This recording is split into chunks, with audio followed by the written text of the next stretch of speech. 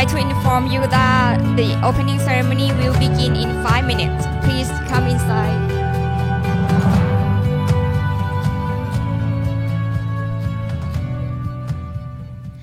If you have any help or any question, please feel free to come to us or ask any staff around the conference room.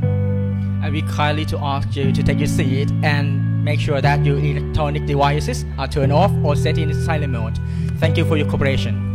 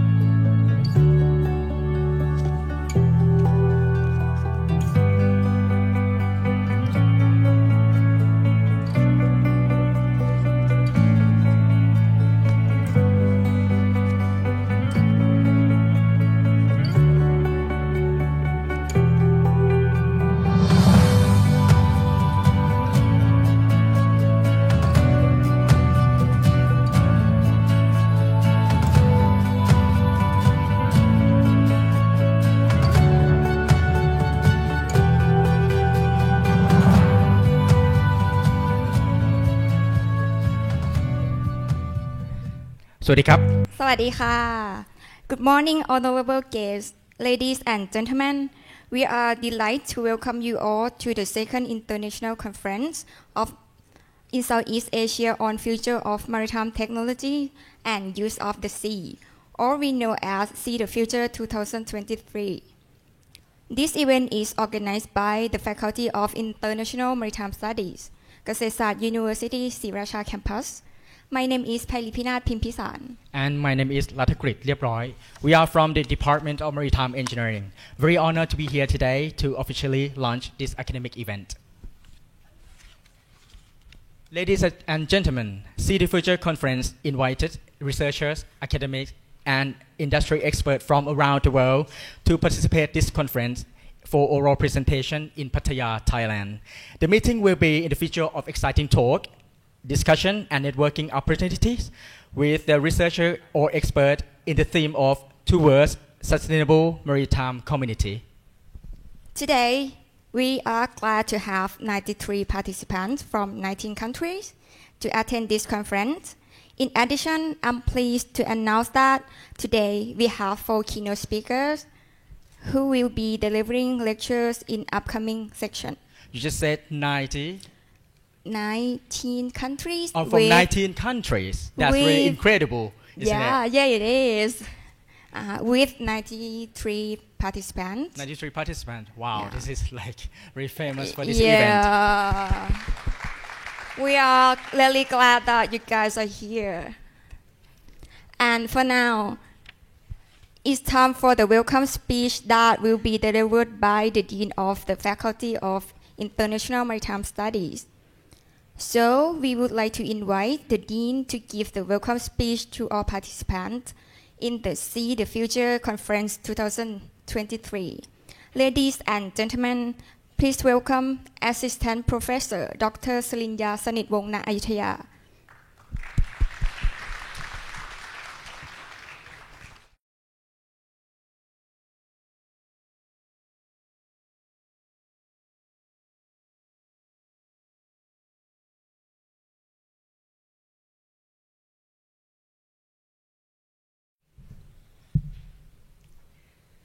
Honorable, sorry, okay.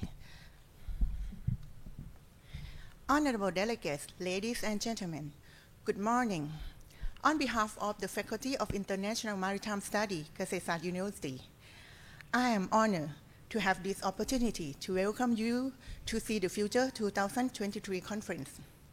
See the Future 2023 is an international conference focusing on sustainable maritime development. The goals are to connect academic scholars, researchers, and industry leaders to provide a forum to share knowledge and to facilitate collaboration that will promote the growth of maritime industry within our regions and even on a global scale. I am especially honored to officially welcome our 4 keynote speakers to the conference. First of all,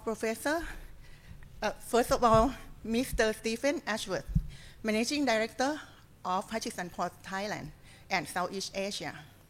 Professor Volker Bartram from DNVGL Germany. Associate Professor Effie Helmai Arifin from University Malaysia Terengganu, and Professor Subramaniam Nilamani from the Kuwait Institute for Scientific Research. I wish to express my sincere gratitude to the speakers for their contributions to the conference. Again, to each of you, I extend my warmest welcome. Please participate actively by sharing your own questions, insights, and expertise. I'm sure that you will find this program to be enjoyable and rewarding. Thank you for joining us for See the Future 2023. Thank you very much, Assistant Professor Dr. Sarinya Sinitwong Nathuya, for warm welcome speech of See the Future conference. And this morning, we are very honored to have the Vice President of Kasetsart University with us. So, may I now invite Assistant Professor Dr. Seri Kunchanak on stage to give a welcome speech for this conference. Ladies and gentlemen, please welcome Assistant Professor Dr. Seri Kunchanak.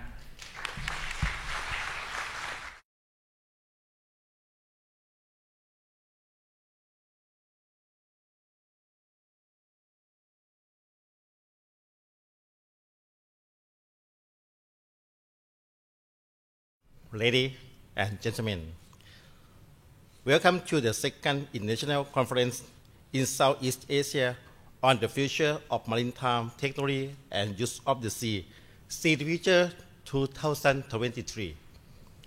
We are honored to have distinguished guests and experts from around the world in exchange. The theme of the conference is Towards Sustainable Maritime Community, which is vitally important for our region and throughout the world. We are confident that the knowledge, expertise, and technology that we share through coordinated research and innovation will help us build a sustainable future for the maritime industry in Southeast Asia and beyond. Discussion and interaction during the conference will foster new ideas and lead to collaboration that will many opportunities for growth and development. I wish to acknowledge and express gratitude to members of the Faculty of International Maritime at Kasetsart University and the other organizers who put in great effort to organize this conference. We are especially grateful for the support and collaboration of all participants. Thank you. Thank you, the Vice President of Kasetsart University, for the welcome speech of this conference. Ladies and gentlemen, today we have a video about the opening ceremony delivered by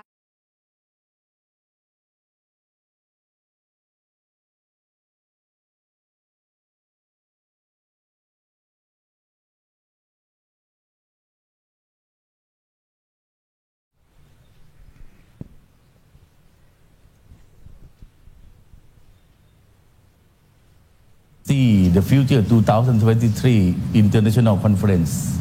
Hosting this conference is more than just an honor for Kasetsart University. It is part of our mission to achieve an internationalization leadership role in research and academic in Thailand. We know we can best fulfill our commitment by promoting research in cooperation with other academics and commercial institutions. This conference has important goal to focus on sustainable maritime and use to discuss the role of research and advanced thinkers in field related to maritime technologies in order to address the many serious global challenges that confront all of us. The theme towards sustainable maritime communities provides a platform for our university partners and our industrial and commercial partners to exchange knowledge and expertise in the variety of fields related to maritime technology and use of the sea. I wish to acknowledge the role of our Faculty of International Maritime Study in promoting collaboration and innovation in these areas. What we learn today will enable us all to think and act more clearly so that we can resolve the regional and global challenges that we all are facing. It is indeed a great honor to have an opportunity to welcome all participants. And now, ladies and gentlemen, it is the right time to begin the conference. Thank you. ขอบคุณครับ Thank you. Chongrak Wachinirat, the president from Kasetsart University, for warm welcoming and officially opening speech for See the Future Conference 2023. And we are also looking forward for the productive and engaging of this conference as well. Yeah, and before we proceed to the next session, we have prepared special gift for our keynote speakers. To present this gift, I'm honored to invite Assistant Professor Dr. Seri Kunchanak, the Vice President of Kasetsart University, and Assistant Professor Dr. Sarinya Sanitwongna Ayuthaya, the Dean of the Faculty of International Maritime Studies, on the stage again to present the special gift from our hearts to keynote speakers.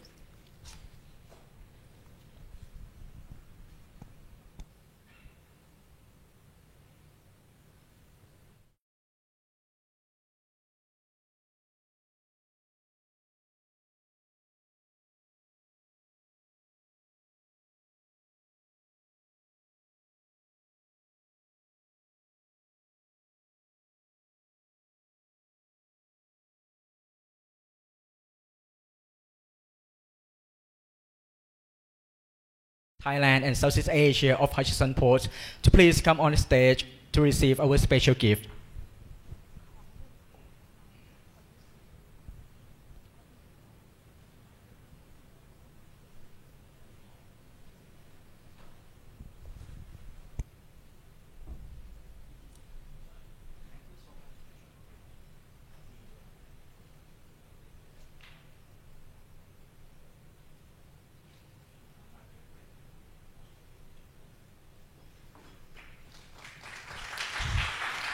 Thank you, Mr. Stephen, for accepting our gifts. And please stay on the stage. We're going to take a group photo shortly. Sorry. And next, I would like to invite Professor Volker Bertram from DNV Germany to please come on the stage to receive our special gift.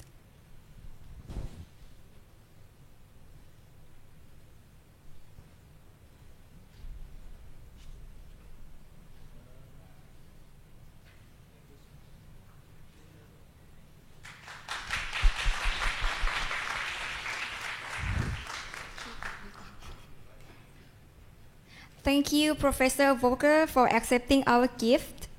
And next, I would like to invite Associate Professor Effie Helmi Arafin from Institute of Oceanography and Environment, University, Malaysia, Terengganu. Please come on the stage to receive our special gift.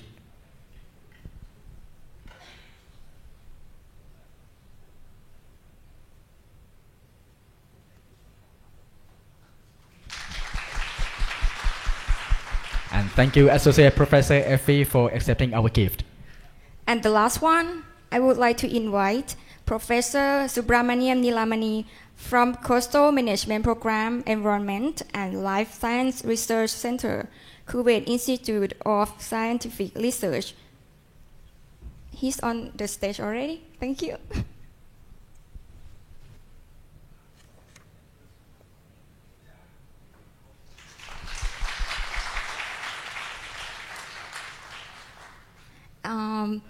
Please have a group photo together.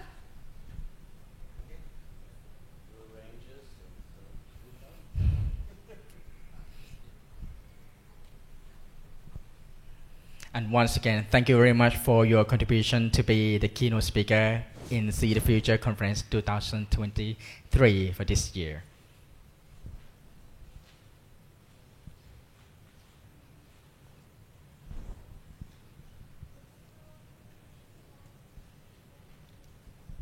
Certainly, ladies and gentlemen, may I invite all of you to come together for a group photo, please? Please come to the stage, please.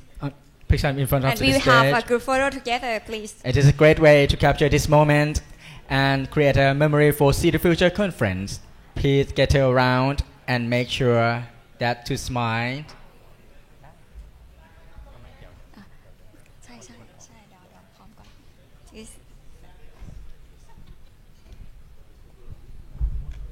We can make it on the stage and on the floor as well.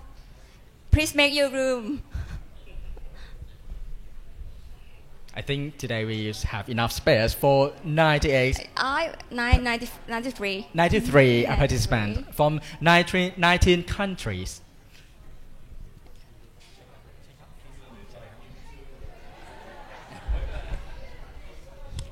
Who is tall, please go up on the stage and stand on the second row.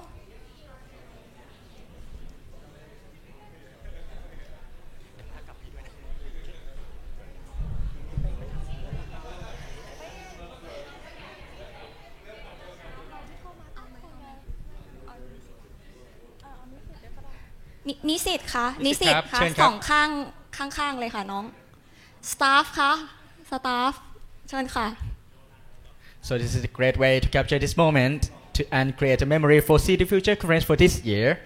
And yeah, please get around and make sure that you smile and say whiskey this time. Make sure that you smile. And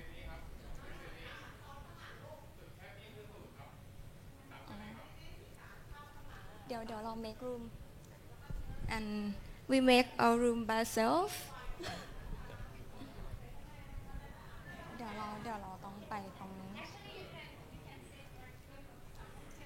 น้องข้างตรงนี้ไหมเอาไหมน้องนั่งข้างหน้าเลยลูกน้องนั่งข้างหน้าเลยลูก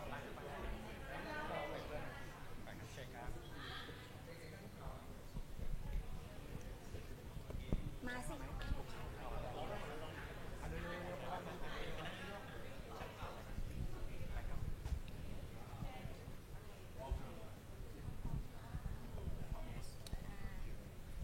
Ready? Make sure to smile and say whiskey.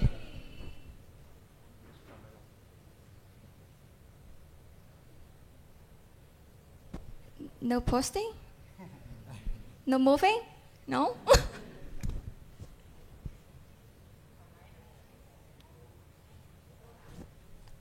Maybe you can like thumb up. May I have thumb up? Thank you. Hello, thumb up. Thank you.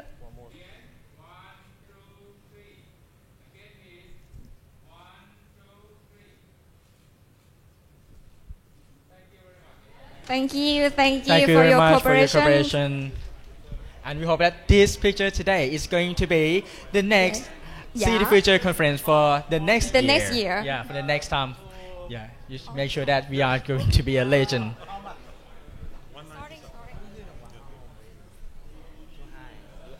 Basketball player? No, no, no.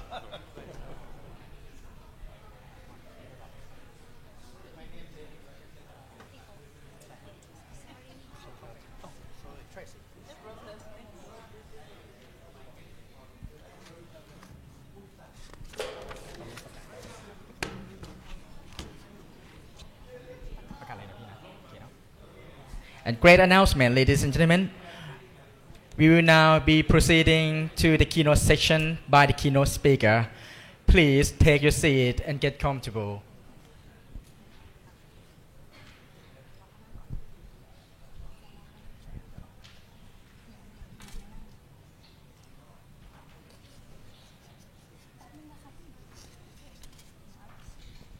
Okay. Attention, please. Attention, please. We will have one more shot from the stage so we can see all your faces together. Okay, ready? Get set. Get set. Say And say cheese. cheese. Again. One more.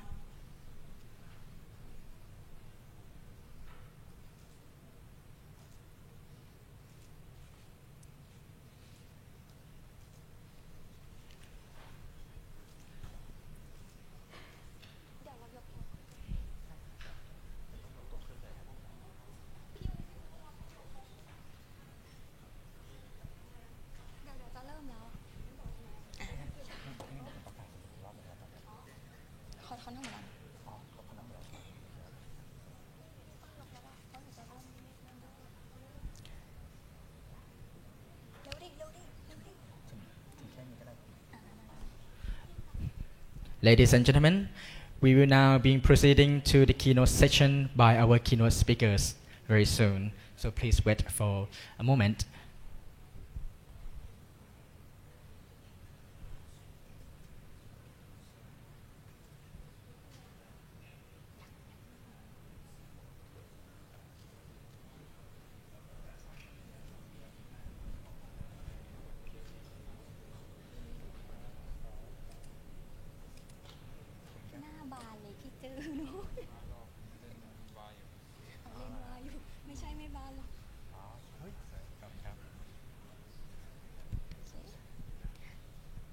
We are now continuing our meeting to the next agenda, that is the keynote speech. And for the first keynote speaker will be delivered by Mr. Stephen Ashworth, the Managing Director, Thailand and Southeast Asia of Hutchison Port. And today, Mr. Stephen will give a lecture in the topic of the path toward a sustainable future at Hutchison Port, Thailand. Ladies and gentlemen, please welcome Mr. Stephen Ashworth.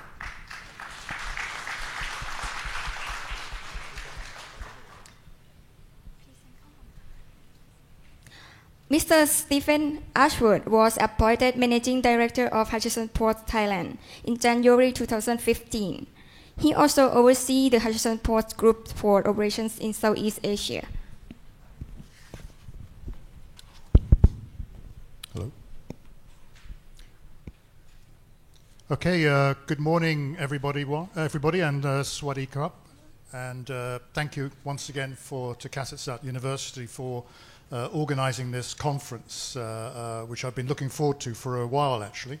And also, I'd like to say thank you to my fellow presenters this morning, and look forward to catching up with you after this session and during the lunch interval.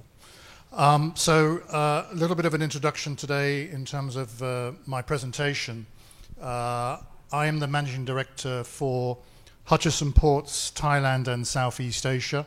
I'm based here in Thailand, and we have the largest port operation or container terminal port operation at Lam Chabang Port, about half an hour's drive from here. And I believe some of the delegates here today will be visiting our terminal tomorrow. So what I'd like to do today in the time allocated to me is just to give you a snapshot of how we have moved forward on our sustainability program, both at our holding company level for the entire group of our ports around the world, which I'll talk to you about in a moment, and specifically here in Thailand, we've also developed a quite a robust program of sustainability initiatives, and in particular on the environmental side of things. Next slide, please. So a bit of background about our company. We are part of the Cheung Kong Hutchison group of companies. Our holding company is listed on the Stock Exchange of Hong Kong and is a global Fortune 500 company with a diverse range of businesses from retail to ports and related services, which is where we come in, infrastructure, finance, and telecommunications. So that globally is the portfolio of businesses our holding company operates. Specifically here in Thailand, we have ports and also retail. You might have heard of Watsons. Watsons is the retail outlet or a group of outlets which are based here also in Thailand. Currently over 600 stores in the country. We employ approximately 300,000 people, and in 2021 our revenue was $57 billion US. That includes our proportionate share of associated company and joint venture revenue. Next. So a little bit about our ports group. Next slide, please. So this is our portfolio of ports currently. We have 51 ports in 25 countries. And in 2021, we handled 88 million TEUs of containers. That is the 20-foot equivalent unit of containers, which accounts for approximately 10% of all global containers moved by ports. So here you can see we're quite obviously Asia-centric. Our headquarters is in Hong Kong. We have a port here in Thailand, as I just mentioned. And we also have quite extensive port interests in Europe, driven by Felixstowe in the UK and by our terminal in Rotterdam. We have a presence in Africa and the Middle East, and in the Americas we have 8 ports in Mexico, the Bahamas, Panama, and Argentina. So you're already building up a theme here where naturally we are massive polluters if unchecked, and we've realized that. And you'll see in the course of the next 20 minutes or so how we've tried to rein this back in terms of reducing our carbon footprint around the world. Next slide. A bit of a sort of history of our throughput, of our volumes. Started quite, this is really when we started to take off. And in 2021, as I mentioned, we handled 88 million TEUs. Next. So just to give you a feel of how we've organized our sustainability program at our head office level, I am the co-chair of the group's sustainability committee with my colleague Clements Cheng, who is also the managing director of Europe. And you can see here a snapshot of some of this is our sustainability report. I think this is last year's report, if I remember correctly. And those of you coming tomorrow, you'll see these are some of our autonomous driverless trucks, the first generation, first of their kind around the world. In actual operation, you'll see these tomorrow if you're coming, and I'll talk a little bit more about this in a moment. And as you say, we started this committee in 2019. In fact, we were already moving forward on some of these sustainability initiatives, but we really formalized this in 2019 when Clements and I formed the Sustainability Committee for the group, which comprises about 10 or 11 members. And together we've driven the group's direction in terms of sustainability over the course of the last few years. Next. Broadly speaking, we have 3 pillars, quite common really amongst companies of our nature. Environment, which I'll focus on in a moment. Our people, which really is a combination of our own staff, how we look after our staff, safety, well-being. Well-being was very important during COVID, as you can imagine. We did unfortunately lose people to COVID, and that, as a result of that, we have really developed or moved forward on a well-being program. And also the surrounding community. We are partnering with Kasetsart University and together with the university, we've developed a program whereby we're trying to help the students of the university in their studies and perhaps even coming to work for us later when they graduate. Next. So again, we're still at the group level. I'll come to the what we're doing at the Thailand level in a moment. So our environment, next slide. Just some data which we issued in our 2021 report, and this is what this is kilograms of carbon dioxide per move, per TU. And as you can see here, that we've tracked what our volumes were, and this is 2019, 2020, 2021. That's the 88 million TEUs I just mentioned just now. And in terms of on a per move basis, we've been successful in reducing our emissions on a per move basis, and from 14.5 kilograms per C2 to 13.17 in 2021. A lot of it is to do with electrification. Some of it is just being a bit smart. We do have a fleet of trucks. Obviously, we're very truck intensive. And diesel ones do churn out quite a lot of carbon dioxide, as you can imagine. Doing smart things like making sure you idle your engines if you're not moving around the terminal has helped to reduce this particular statistic. But on the electricity side, this is kilowatt hours of electricity per move. That's actually gone up. It went down in 2021 because of COVID, and there wasn't much activity, but it's gone up again in 2021. Some of it's because of just more activity, but secondly, because of electrification, we've obviously had to use more electricity to drive as a source of power for our terminals. And as we move forward, we're looking at Scope 2 emissions in terms of how we organize ourselves with the power generating companies going forward, and to try and reduce Scope 2 emissions by contracting with power supply companies that do not use fossil fuels. But again, this is moving forward, and I have a few more slides to explain specifically about that in a moment. Next. And this is probably the most interesting slide, I think, anyway. This is we've just submitted essentially our application, if you will, to the Global Science-Based Targets Initiative, SBTI. We do now have a clear pathway as a group to a net zero 2050 target. This has not been issued yet. We haven't actually publicized this yet, but we are going to announce in the sustainability report we're about to issue our commitment to this target. It does take about 12 to 24 months for SBTI to actually endorse our plans because of the backlog. As you can imagine, many, many companies are now doing this. So broadly speaking, we're basically churning out about 500,000 tons of CO2 a year at the moment. And if it goes unchecked, this is what we think we'd be doing for the remainder of this period. And there's two initiatives. The purple line here, well, if I start the blue one, if we simply now go for electrification of all new purchases of equipment, that's trucks and cranes essentially, then the sort of the emissions are this blue line. If we're successful in contracting with renewable companies supplying electricity using renewable energy or non-fossil fuel energy, it will be this line.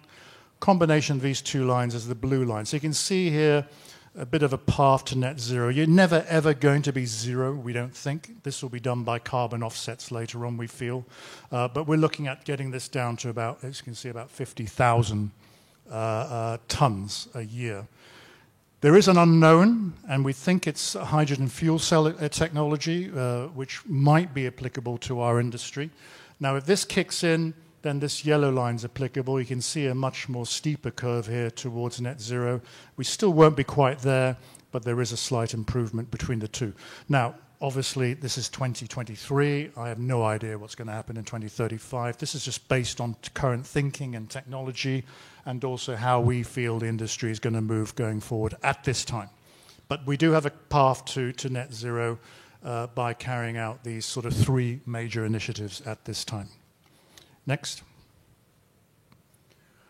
Just a few slides on our people. Next. So it's not just about carbon emissions. It's obviously, as I mentioned, we do have to look after our people, whether it's safety, well-being, as I mentioned. We do have two specific group-wide programs, which a lot of our ports around the world use as a means of helping the community.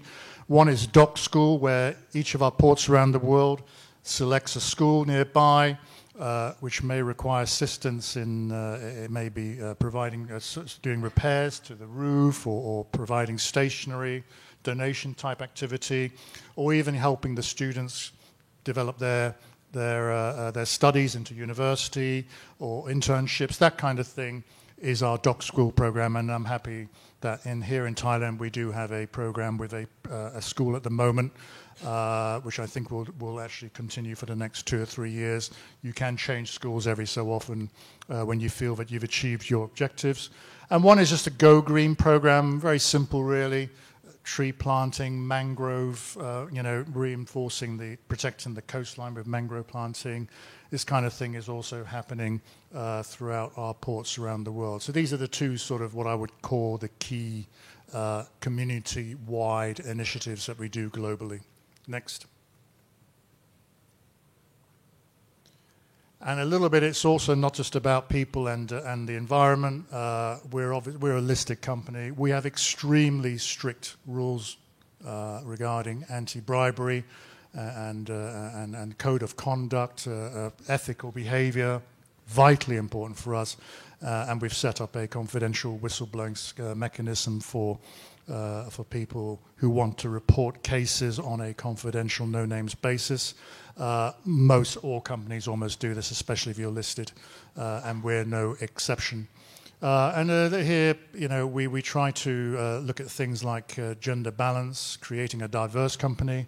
Unfortunately, ports naturally, we do. It is dominated by men. It is a very heavy lifting type industry, especially in operations and engineering. So we're probably not doing that well in terms of employing more females. But however, funny enough, here in Thailand, we're above the average. We actually 15% of our workforce is actually female, as you'll see in a moment, and something actually we're quite pleased about. We're a bit of a sort of a unusual against the trend, but it's something we are looking into to try and improve. Next. And just a little bit here about the Be Well program, looking after our staff, medical checks, this kind of thing. Really started to kick off during COVID when we realized that, especially during the first few waves, things were a little bit challenging for us. When people had to go off work, it meant that we could not operate the port to its full capacity, and that also created an operational strain on our business when people were reporting in sick because of COVID positive tests. Next. Our business, next one, next slide. Yeah, just a bit more on the code of conduct stuff, nothing much more to add here. One thing here I want to point out is that 17 of our ports are now ISO 14001 certified. That means to say that we have exceptional environmental management systems in place. Thailand, our port here, is one of those ports, something we're quite proud of as well. And we think that number will start to shoot up more over the coming years. Next. Okay, so I'm going to drill down a little bit in the time allowed on Thailand specifically. So this is the port we have at Lamchabang Port here in Thailand. It's about half an hour's drive from here. It is the Lamchabang Port is the nation's Thailand's gateway for its imports and exports. It's operated by the government, by the Port Authority of Thailand, and we are one of a series of port operators there operating under a license, if you will, under a build, operate and transfer 30-year concession. Next. So this is a snapshot of what we're doing in Thailand. It really is quite similar to what I just presented in terms of what the group is doing. And specifically, there's nothing really sort of new here. There's a few things that are, which I want to touch on. Firstly, you'll see in a moment that we are, one of our terminals, Terminal D, is highly automated. The cranes The ship-to-shore cranes and the yard cranes, the rubber-tied cranes, are remote control, operated in a remote control center as opposed to physically in an operator's cabin above the crane, at the top of the crane. And we also operate now 6 autonomous trucks. We've just ordered 9 more, and that will be 15 in the next few months. Also is a unique feature of our Terminal D, which we'll come to look at the moment. So this is really something above and beyond what is the norm. The reason we're doing this in Thailand is not because we think we can save money. A lot of this automation is driven by commercial considerations. You know, if you operate a port in Europe or the US or Australia, labor costs are extremely high compared to here. So we're not doing it to save money here. We're doing it because we have the opportunity to. One of our terminals, Terminal D, is a greenfield site. You're able to design your terminal's processes from scratch, and therefore you avoid any of the labor or the union issues right at the beginning. It is almost, I wouldn't say guaranteed to be a disaster, but terminals which try to retrofit their terminals in the middle of doing something and then saying we're going to go for automation inevitably run into problems, not just the technical aspects of it, but because of the operational and also the labor-related aspects of it.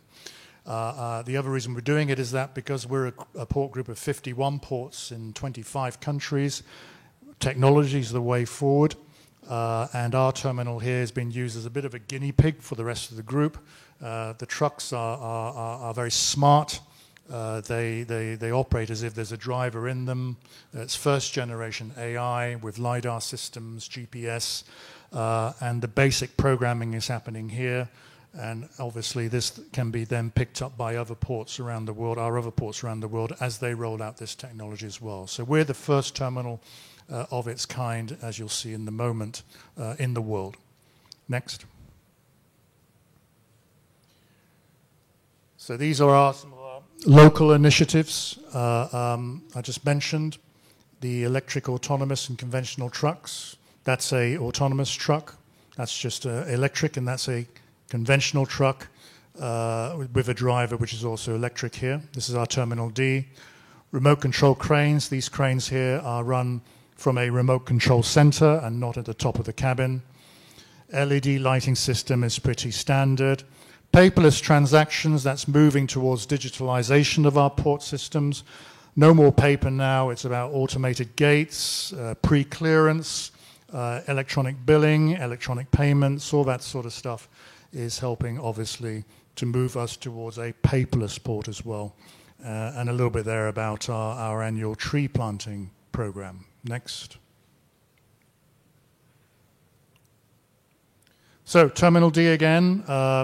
This is a photo of how our operators at Terminal D are operating. This is inside. There's a joystick there, which actually is essentially a monitoring process. As you can see, the guy's looking at the screen. There's a little bit of interface with the joystick at the point where the container is being either loaded or lifted off the vessel and vice versa onto the truck. We're not quite full cycle in that respect yet in the key cranes, but we're trying to look at that in terms of maybe full cycling the automation of it. You can imagine with tidal differences, with sway, because of the swell of the sea, it is quite difficult to actually fully automate the container going into the cell guide of the vessel. It is quite difficult, but we are looking into that in terms of a full cycle. Now, this is what the conventional port looks like. This is actually the cabin. This is the operator looking down, operating or discharging or loading the container onto or off the vessel. Now, the obvious thing here is if you actually go up to one of these cabins, firstly, they're very high up. There are CCTVs, which help you to sort of visualize where the container is, but they are actually a bit like that, actually, when they're actually bent down, looking down. You know, and our shift, actual working time per shift is about 8 hours, I think. It's pretty tough, and there's a lot of health and safety issues with this kind of operation. So this is not just important because it drives a lot of the environmental improvements. It's also very important from a health and safety aspect as well for our operators. Next. And that's our remote control center, a view from outside. Key cranes, these are the yard cranes. And this is now happening at our Terminal D. And for those of you coming to the terminal tomorrow, you'll be able to see this in reality. Next. So these are the remote control cranes operating a vessel here. I mean, some of the stuff here, a semi-automatic I just described. It's remote control for most of the cycle of the container going off the truck onto the vessel and vice versa. You have a smart landing system. You have anti-sway. Scan profile is basically the system scanning the containers and essentially avoiding any collisions because the system already knows where the containers are, so they're going to be operating at above what is the danger height of the highest container. Chassis positioning system is just using LiDARs to detect or tell the truck when to stop. There's a signaling system here at the leg of the crane, so it's highly automated. And it does require a bit of discipline, of course, from the truck drivers in terms of minimal labor interface for this terminal here. Next. And these are our yard cranes. That's one of our automated vehicles. There's because of the technology, you can install anti-collision systems, so the cranes stop if they detect an object in its path. Very important. Anti-truck lifting, sometimes you leave the operators or the stevedores leave the twist lock, or they take the twist lock off, or they leave it on, so when you're lifting the container, you're lifting the chassis as well, and that creates all kinds of problems eventually, but this doesn't happen now because the scanning system detects that you're actually carrying a chassis behind you. And again, because of the technology which comes, or the ability to develop technology with these cranes, has enabled us to further enhance some of the features of these cranes, in particular as regards to safety. Next. And this is a nice photo of a automated truck here, or a sort of a driverless truck. And this is a conventional truck. These are both electric. There's a GPS systems at the top, LiDAR system on the side, anti-collision. These go around the terminal as if there's a driver on them. They're very smart. They can do basic overtaking at the moment. And they are basically operating with the conventional trucks. It's the first terminal in the world, what we call dual traffic mode, where we have automated and conventional trucks run by drivers, something we're quite proud of. Some ports going forward will have fully automated. Some will remain fully conventional. It really depends on your operating considerations. Cost is another matter. These things are not cheap. A conventional truck, diesel from China, will cost about $60,000 a truck. These things are getting close to $250,000 each before you do any modifications to them. So the technology is at the moment expensive, but we feel that this is the right time now to as a group, to look at this technology and to develop this technology into a more operational and commercial way of doing things, as quite clearly this is where the industry is moving going forward. Next. Just some awards we've managed to not to win, but to gain. ISO 14001, as I mentioned just now, for environmental standards, high environmental management standards. I'm quite pleased with this one. This is the APEC one, the APEC Green Port Awards System, APEC Port Services Network, which we just were awarded last year.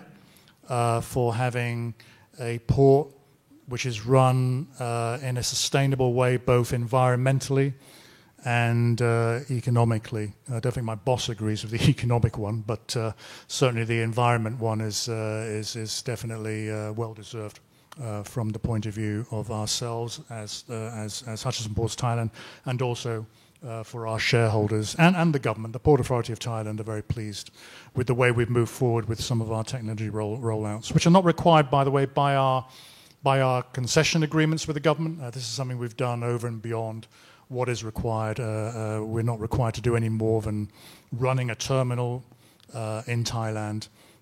We've decided, as I said, to move forward on some of the technology aspects earlier, using Thailand as a base, or a guinea pig, if you will, for this technology. Next.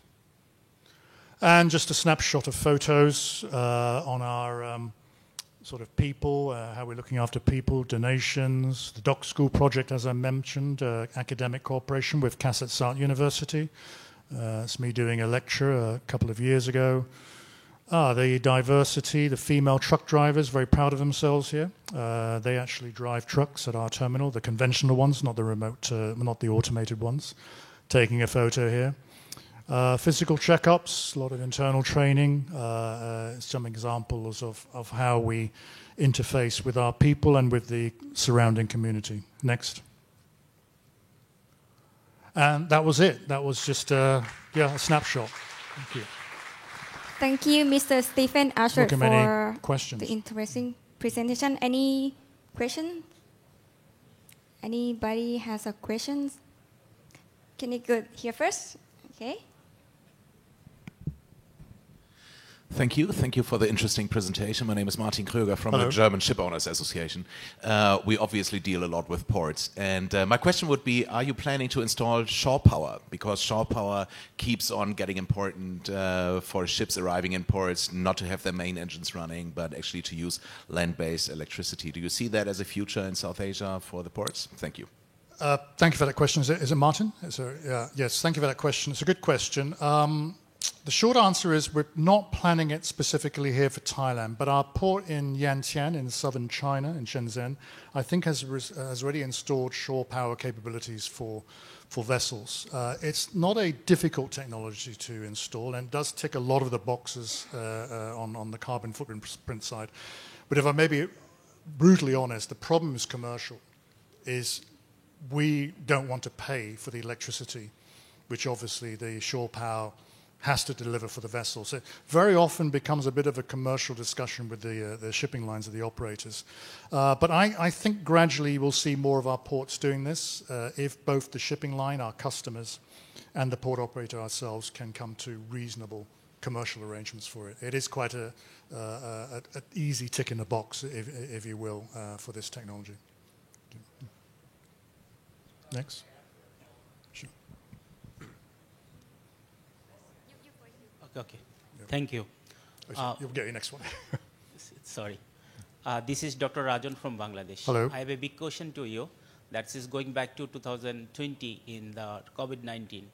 And then the ocean freight rate increase on the plea of net zero emission to 2050. The IMO declared that all ocean carrier will going to the net zero emissions. So this target is increase the freight rate. That resulted in a big disaster all of the world. You know, the food price is very higher now. Why? Because that time the rate increased, and the coming to the developing countries or any other countries, the food price is very high. So what we did, we just set the target that time, that was the pandemic COVID, and also the net zero emission target. So do you think that this was wise, or we should delay to make a stable world and then going to the net zero emission? This is my question. So your question is on the freight rates? Yes, at freight the time rates been very high. Is very high, and Ian. It's a shipping line issue. Okay. And then. So. Yeah. Do we feel that we need to change the net zero emission target, that is 2050 or more? First, we need to stable our world and minimize all of the risks, and then going to the net zero emission. Okay, yeah, that's quite a number of issues in your question, if I'm understanding you correctly. So yeah, it is true. The global freight rates were exceptionally high during COVID as a result of supply chain issues, congestion, and simple demand and supply. You know, China was essentially under lockdown. ports were operating closed-loop systems. Someone was sick, the whole place just stopped. And a lot of cargo actually moved to Thailand. A lot of companies are operating a China plus policy and having their supply lines in places like Thailand and Malaysia in order to stabilize the sort of the supply chain. Now, if I understand you correctly, how does that impact net zero? I think the net zero, a lot of the pressure is coming from the shipping lines. But net zero, I think, is not just so much the, in terms of, sort of working, with it saying the shipping lines telling us to do things, telling us to do it this way. I think net zero is more about two things. One is I think the climate change aspects of net zero, and I think we're seeing evidence in a lot of our ports of very, very extreme climatic differences now. I've been here for 8 years, and I have seen temperatures at our port go as high as 40 degrees centigrade. We're talking about Middle Eastern temperatures here at Lam Chabang Port, which is extremely difficult for our operators, and we believe that that's to do with climate change, and that's why the net zero thing is something we've got to do as sooner rather than later. But I think secondly, it's just that it's just the right thing to do, because with net zero, it also enables us to tick the boxes in terms of the safety aspects, the people aspects of how we operate our ports as well. And the shipping lines putting us under pressure is one thing, but the shipping lines also are also doing their own thing in terms of being a lot more greener than they are now. And that's why we obviously have to do that. And I'm not sure that the freight rate issue, there's not something I think was relevant to us in terms of making our decision towards 2050 net zero. All of our competitors, PSA, APMT Muller Terminals, Dubai World, are all doing the same thing. So it's something we feel that we have to do. I'm not sure I've answered your question, but I'm trying to sort of pull the two things apart. I think it's just something we need to do.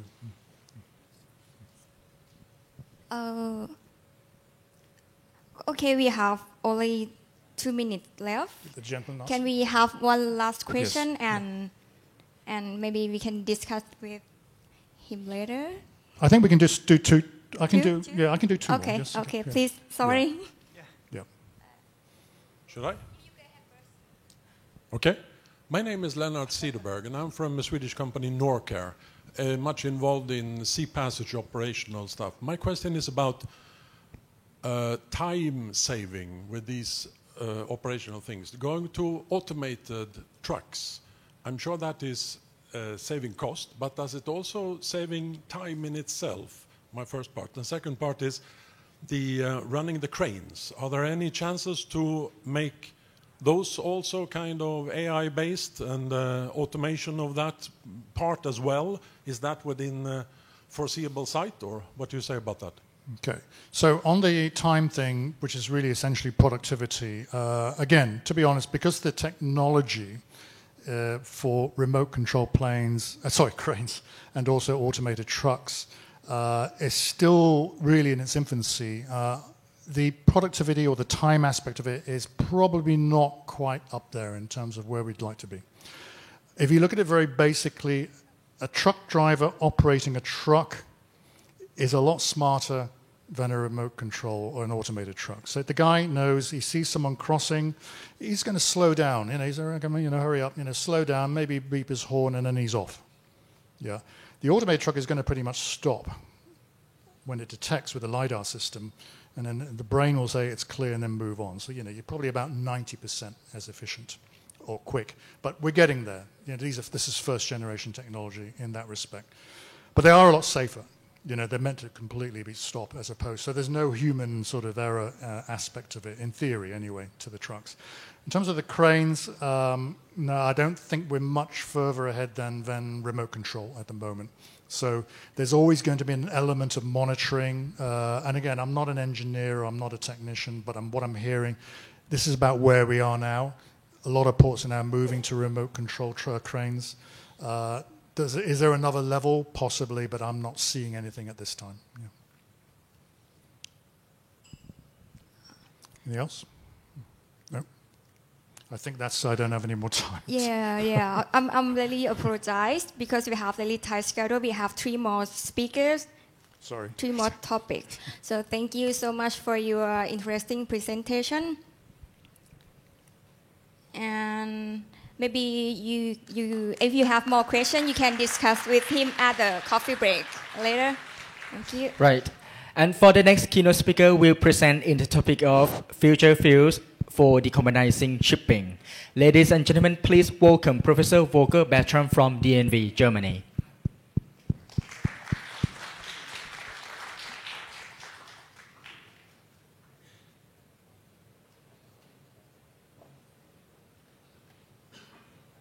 We'll take the one with the blue bottles.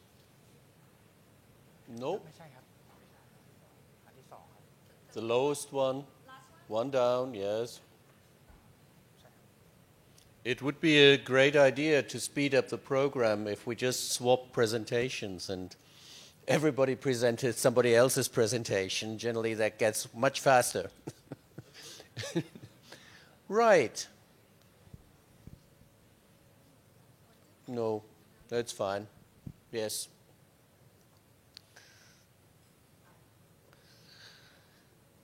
Alternative fuels. And I'm not talking much about whiskey.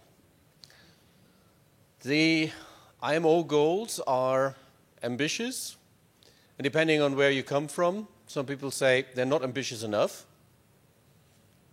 And if you are a ship operator and have to pay for it, they say, unrealistically and far too ambitious. Well, the truth, as always, is somewhere in between. But let's say we all agree we have to get there. And we have to get there starting now, and we have to move a bit faster than we have done so far. So how do we get there? Well, essentially, we have 3 levers, and I don't mention the 4th one, which is paying for our sins and compensating schemes. On the technical side, what most people think about is alternative fuels, and that's what I will talk about here. But of course, you could also have sustainable propulsion, and most important, I think, for the next 5 years, maybe 10 years, save energy, save energy, save energy. But that will be a topic for another lecture. Let's first talk about something that maybe is not really an alternative fuel because it has been around for quite a while, but it's a very important next step, and that is LNG. And some people will tell you LNG is just great. How much you can save on carbon footprint and all that. Well, that is the official IMO version. And the reality is unfortunately different. It's not quite as good. Actually, for shipping, I don't think LNG will reduce anything on global warming. Why? Because we have this hidden agenda. The fuel already has a carbon footprint before it reaches our ship. And for LNG, that carbon footprint is much higher than for heavy fuel oil, because a VLCC is much more transport efficient than even the smartest LNG carrier can be. You need to liquefy, reliquefy, etc. It's only when it gets into our ship where IMO starts essentially counting in all its carbon factors that it is true roughly 25% reduction. If you add light blue and green, the carbon footprint is not really improved, but in all fairness, everything else in emission to air is improved. And it helps us enormously in developing rules and in developing technology, implementing it, mindset in industry, training of the many people working in the industry. So in that, it's important bridging technology. But we at DNV think that maximum 20 years from now, we'll see LNG going down as a fossil fuel fading into history, which leaves us with alternative fuels that are now very much under discussion. First contender, methanol. Well, it's almost like whiskey. It's an alcohol, but not quite as much fun for our side. Also, it doesn't bring out the smiles when you make photos. Methanol, pretty much. Nice fuel from ship operator side. Very easy in the handling, very similar to the fuels that we are familiar with. Very clean in emissions to air, comparable to LNG. Downside, as with basically all alternative fuels, think about factor 2 to 3 in terms of pricing and bunkering facilities. And the biggest downside is we don't produce that much methanol worldwide, and we don't have many bunkering stations worldwide. So it's a fine thing if you are based in Hamburg, and if you operate a lot in the North Sea and the Baltic Sea, because there we have many refueling stations. But for global trading, it will remain a small part of the overall cake of future fuel mixes. Biofuels, in general, yes, also fine, because similar in technology to what we're used to. Fine. Some of the finer points on the diesel engine need to be refitted, readjusted, but by and large, known technology, no major risks for the crew on board. On an ethical point of view, would like not to compete with the food production worldwide. And one way into the future may be using algae. Technically, that works. It has been demonstrated, let's say, on a lab level.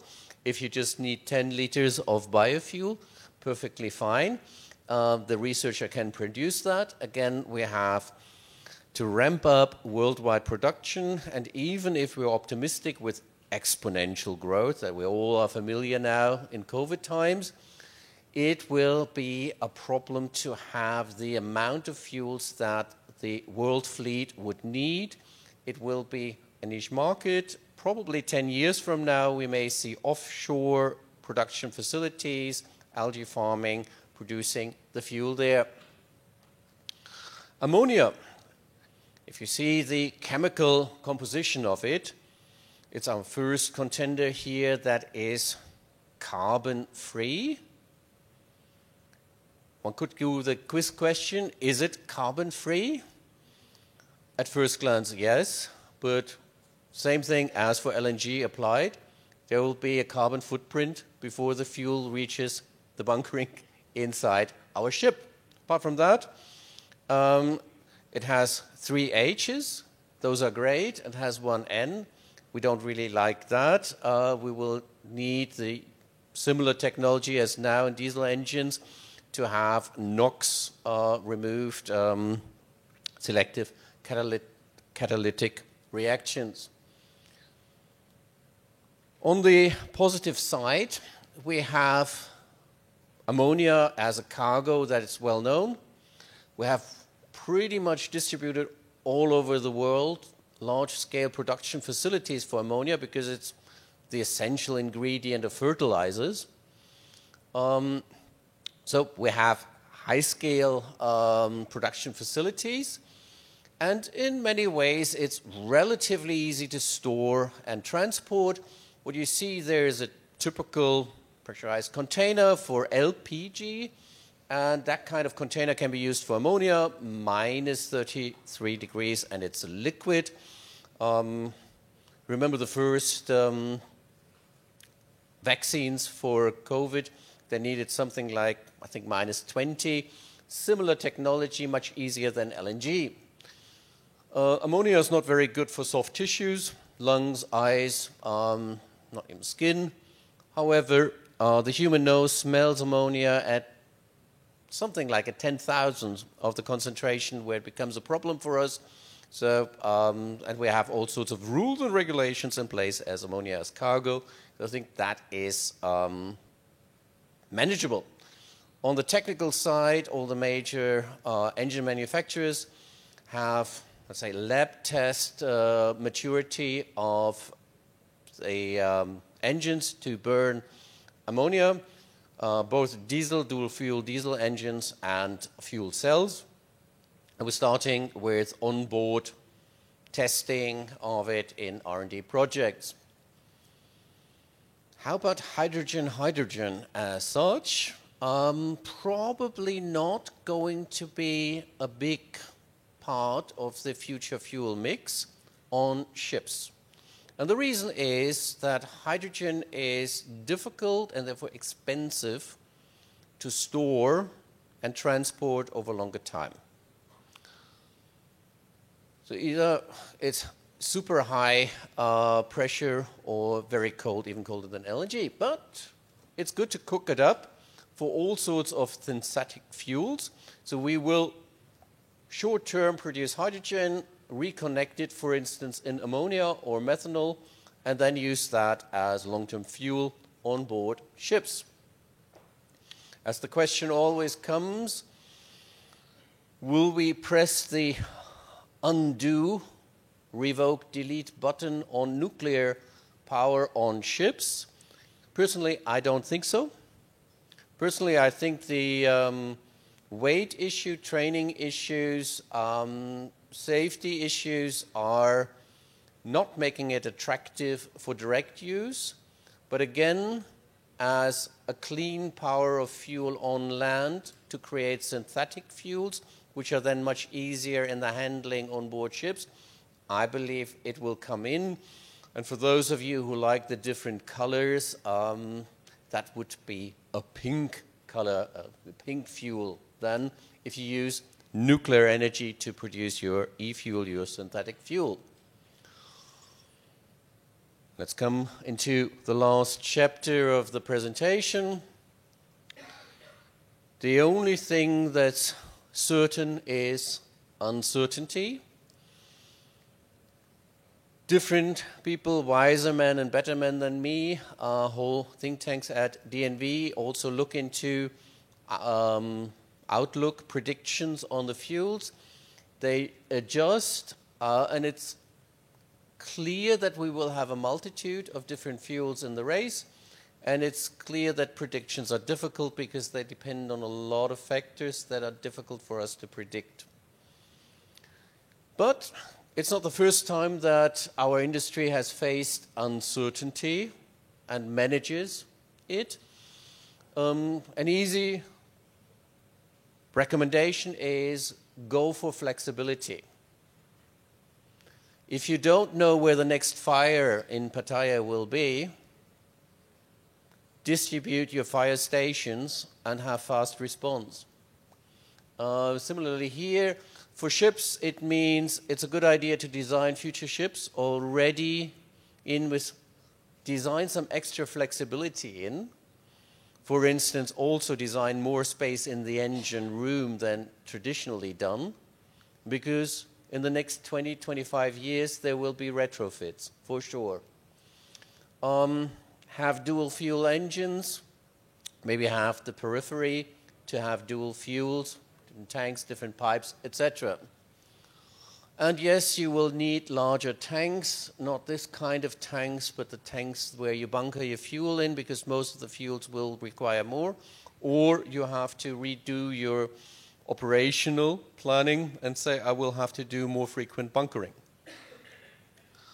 Traditionally, factor 2 to 3 if you leave everything else the same with the future fuels that we talk about. You'll also, and that's the bad news for many, there's no sugarcoating it, you will need a lot more money for fuel. Your fuel operational expenses will be a lot more. A gentleman said, we have now high fuel prices. 10 years from now, we'll say, remember the time when we thought those were high fuel prices? God, those were the golden days. Think about 2 to 3 times the current fuel prices and manage that. So, because of that, we'll see also a lot more focus on all sorts of the other levers, fuel efficient, fuel efficient, fuel efficient, possibly using sustainable energies like wind assisted propulsion schemes. Thank you. Thank you very much, Professor Volker Bertram, for sharing your knowledge and expertise with us. Any question for the presentation from Professor Walker.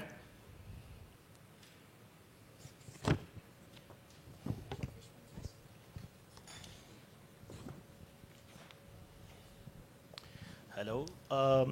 This is Dr. Fırat Bolat. I want to ask you a question, dear professor. May I learn your ideas about molten salt technologies, the nuclear power for the future implementations? Thank you very much. I know next to nothing except some press reviews, but I've seen so many of promises on nuclear-capable small power plants, and they never came through, I'm not saying the lies, but the marketing publications that came from some lab in MIT or what have you not. I still don't think that having nuclear power on board ships, with all the extra safety that we then will have to have, will be the way forward. If the shipping industry is already hesitant about a fuel like ammonia due to health and safety risk and say, we'll feel much more confident with methanol, I don't think whichever way the nuclear scientists so far come up with will be seen on board. But again, predictions are difficult, especially about the future. What I'm confident about is the next 10 years, you can forget it. Probably the next 20 years. Beyond that, I will be no longer around to be caught with my wrong predictions. This is Dr. Ibrahim from Arab Academic. I have two questions. First question, what is the best fuel, alternative fuel to be used for fuel cell? The second one, if you compare between the after-treatment devices by the alternative, what choose? I mean that I use SCCR and the scrubber system, or depends on fuel alternative oil? Thank you. I didn't quite get the question, but let's go on the first one. That was catalytic reaction if you use ammonia on fuel cells. Is that it? Because if you use other fuels, you don't need that generally. We would use high-temperature fuel cells on board ships. They're more robust. And typically, you would have a splitter before the fuel gets into the fuel cell. So you would split off in ammonia the nitrogen and then have that separately done. The second question was? Comparative between after-treatment device and alternative fuels, because you speak now that alternative fuel like Can you slow down, because I don't understand you. Before you speak that even that LNG is alternative fuel, but you expected that after 20 years or okay, LNG will fade out as a fossil fuel around 20 years from now maximum. Because however, the NEV supported use LNG, and it provided many papers to IMO for supporting LNG for ships. Yes. Yes. 20 years is a long time. Therefore, it you compared by after treatment. There are ways, of course, now where we say these blue fuels, where you try to capture carbon dioxide, capturing and storage. Still, fossil fuels will go down because we will also try to reduce the amount of carbon capturing and storage. What I don't know, and what I haven't been able, despite asking within the experts in my company, is saying, how much storage capacity do we have worldwide for captured CO2, expressed, please, for a dumb naval architect like me, in production of CO2 of the world's fleet in 2020? Do we have 2,000 years of yearly production in storage capacity, or do we have 2 weeks of that, just for shipping? And the other thing, of course, I'm German, and an old German.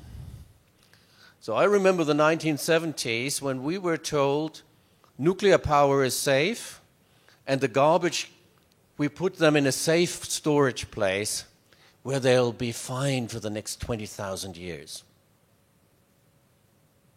Well, 30 years later, they said, oh, we now have to spend an awful lot of money to go back because we have leaks and we have to reseal them and all sorts of problems. So I'm not that 100% sure for how long CO2 in storage will remain really in storage. Or I assume most of it will remain safe in storage for quite a while, but we may also have some CO2 slip from some of these storage facilities.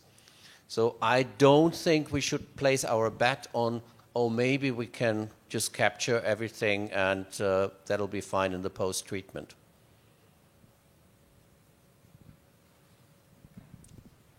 One last question here.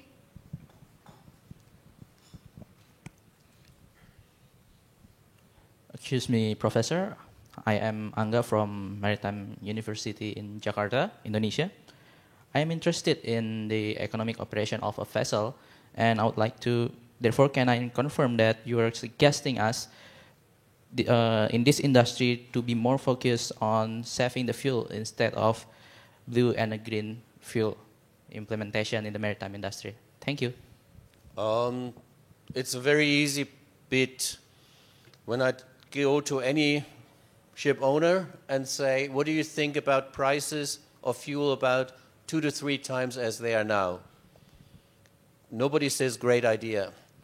It is a very bitter pill that our industry will have to swallow and then pass on to the customer.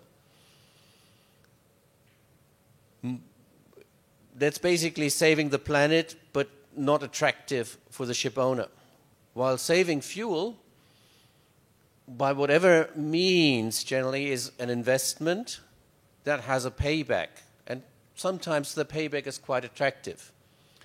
So if I go to a ship owner and say, how about you save some energy and you get more money in your bank account 2 years from now? The typical ship owner will say, we should continue talking. I'm listening. Let's go ahead with that. So naturally, the first and attractive part is saving energy because that's generally paying for itself and offers a financial incentive to the people who do that. While increased safety or cleaner fuels will come with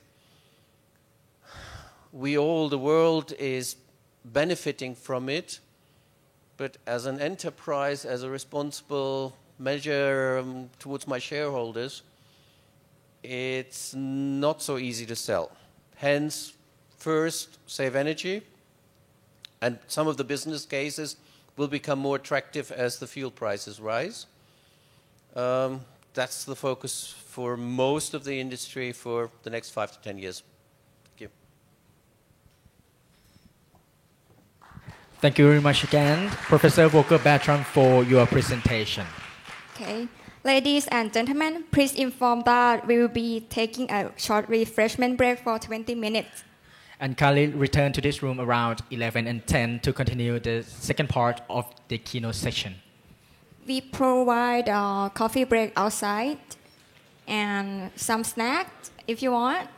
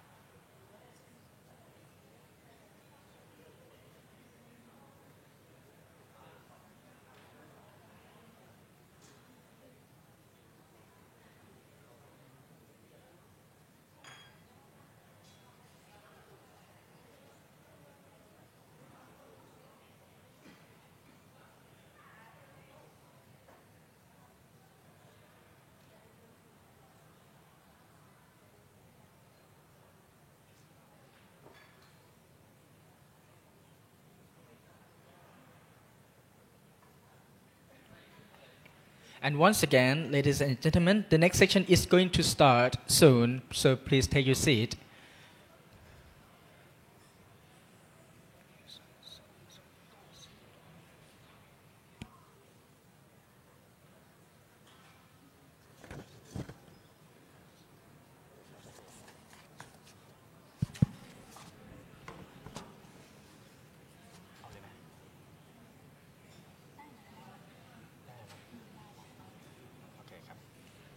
Well, ladies and gentlemen, welcome back to the second part of the keynote session.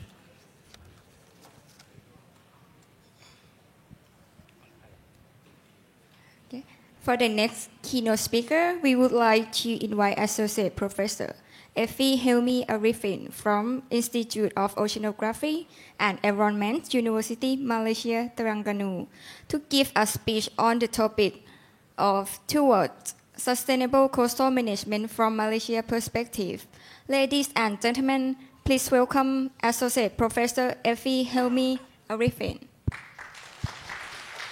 Dr. Effie is a Deputy Director of Institute of Oceanography and Environment, University Malaysia Terengganu, and his current research interest is focusing on the coastal morphodynamic within diverse coastal management strategies.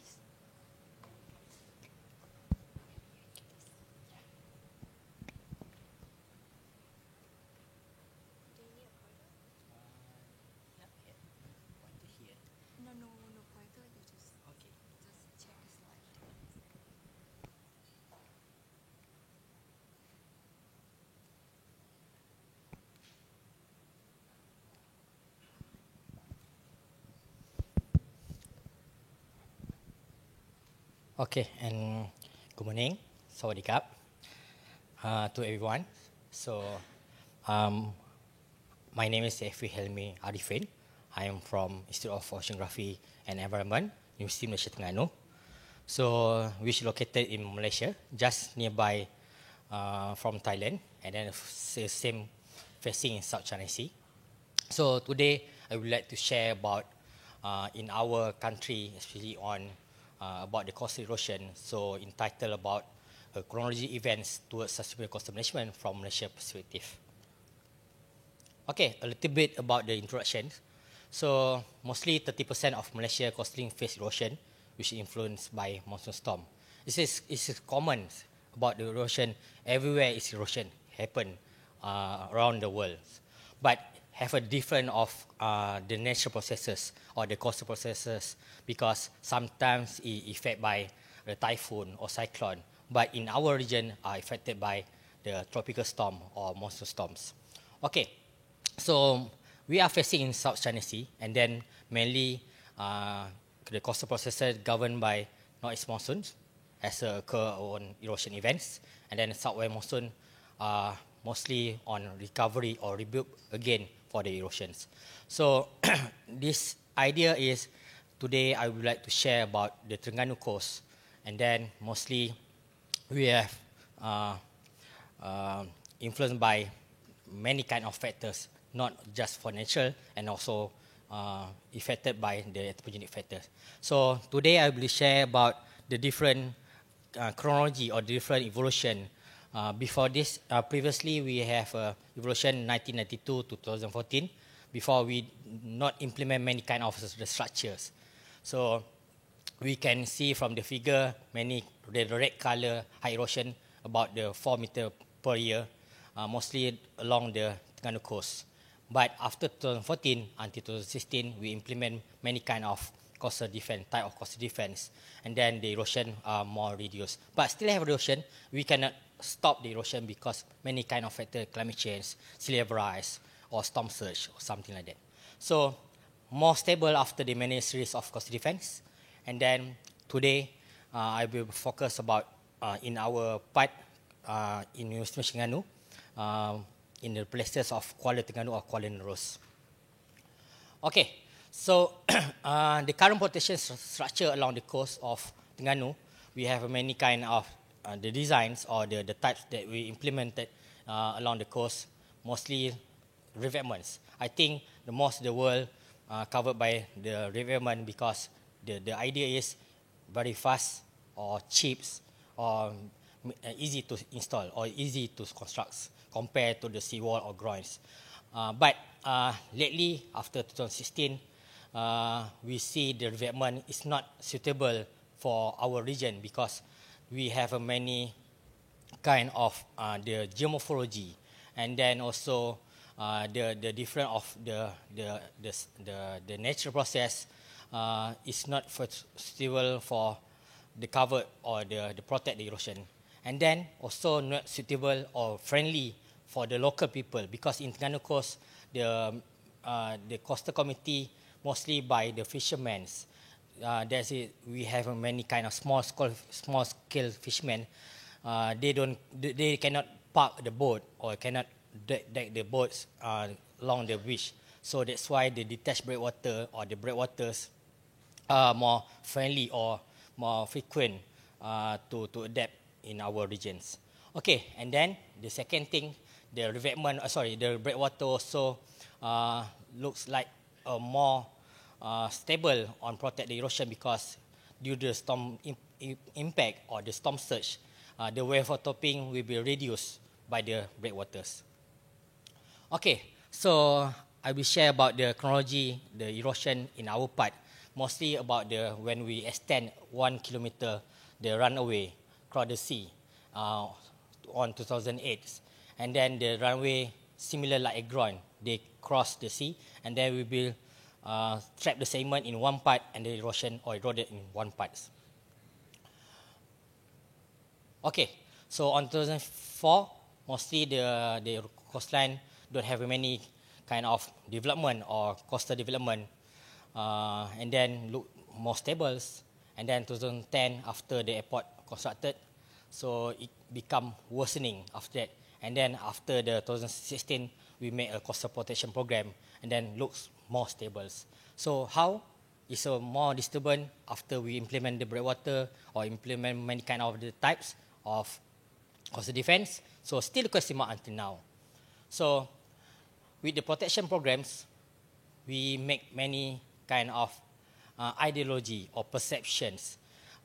Sometimes people say riverman is the best. Sometimes breakwater is the best. Sometimes gross is the best. Or sometimes beach nourishment is best. But I'm not a judge or I'm not a magistrate to say this is very good, this is very good. This depends on your places or no cases. For example, beach nourishment. Beach nourishment is not allowed for marine biologists because they will be changed the ecosystem there, especially on the turtle nesting, and then also the habitat in there. But for the revetment, sometimes we put the revetment, it's okay, but for the fishermen, they're not allowed because for the small scale fishermen, they cannot park the boat, so they need to park the boat very, very far from the house. And then the breakwater. Sometimes the breakwater is good, but sometimes it's very it depends on the landscapes. Sometimes they say the breakwater built the breakwater and then the alien sediment, the Tamulo will be rebuilt in there. So sometimes they say it's not natural, the beach. And then also the groin, also it's not, will be helped in one place and then will be worsening on one place. But mostly we need to tackle about the coastal community involvement first. Okay, so the erosion chronological. So this is some little bit in animation since 2004 until 2017. So after the airport, erosion more worse and then become worsening after 2015. And then after the 2017 coastal protection are constructed, and then the recovery along our parts. Okay. So this more focus on by aerial photo image, and then 2002 and then 2004, more to natural shoreline or natural processes that don't have many big changes. And after the airport, they construct, and then again they fully constructed, and then it's worsening on 2013. Just in the circle is our university. Our university very close to airports, and then you just open the window or open the door, we can see the beach. Yeah, Dr. Chevron and the Dean just visit last year, and then thank you very much to visit to our university. And then this is good ideas how we can say we have a good lab field that we can study any times in front of the beach. Okay, and then 2014, the erosion are still moving, and then during 2015 it's very worse or very bad because we have a flood this time. This is our campus. You see, we need to move to another building by the like the kayak, something like. And then the depth is very around 1 meter, something like that. So if you want free dive or free swimming or in there, still okay. That's time. And then not just in Terengganu, but more cases in our regions in that time, 2014. So despite on our wind turbine stations totally collapsed, we almost lost around 12 million ringgit because of very worse of erosions. And then development cannot stop in that times, okay? Because the sea rise, the water level is very high that time. It's very spring tide, and then also the strong wave in that times. And then after 2016, they make a breakwater and groin constructed. So we call, we need to community involvement or local scientists or scientific citizen, because we need to get the opinion, because I'm not sure another country how, because in our place we have three main races, Malay, Chinese and Indian. So mostly about the storm we refer the Chinese calendar, because why? Because they're more suitable for the navigation, not navigation, about the storm or the phenomena, something like that. And then they say after Chinese New Year, the storm will be stopped. So for example, this year, the Chinese New Year around January. So after that, February is more stable.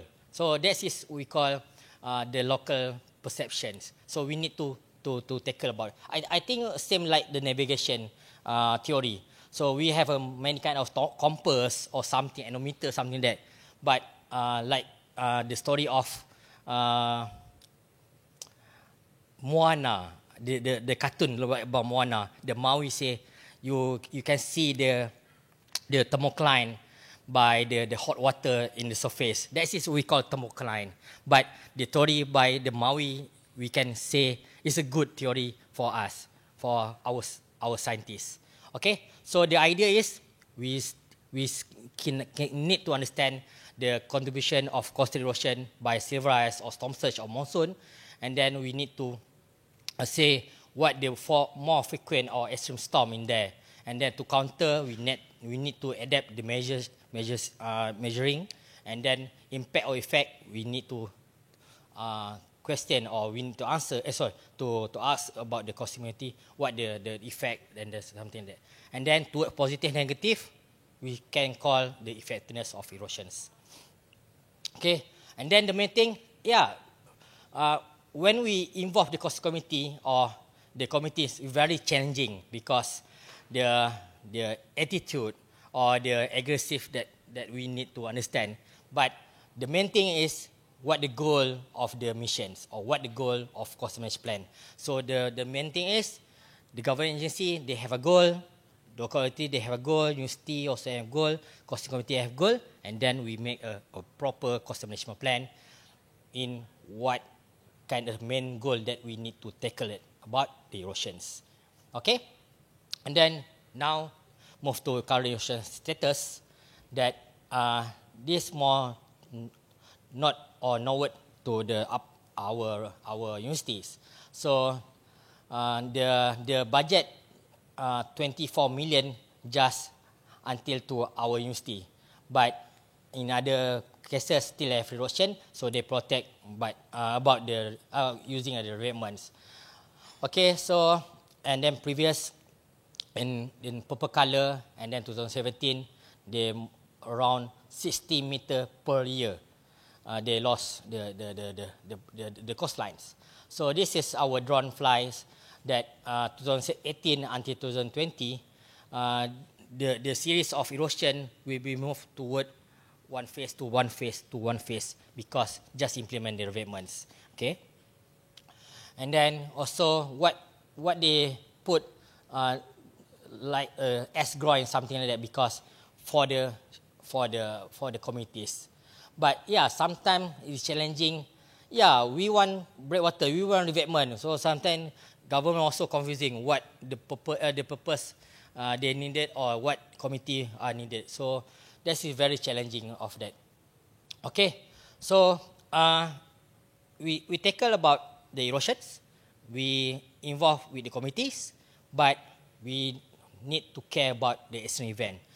Yeah, Malaysia is lucky because we not a line or track line in typhoon or cyclones, but sometimes it can be some a part of typhoon or cyclone.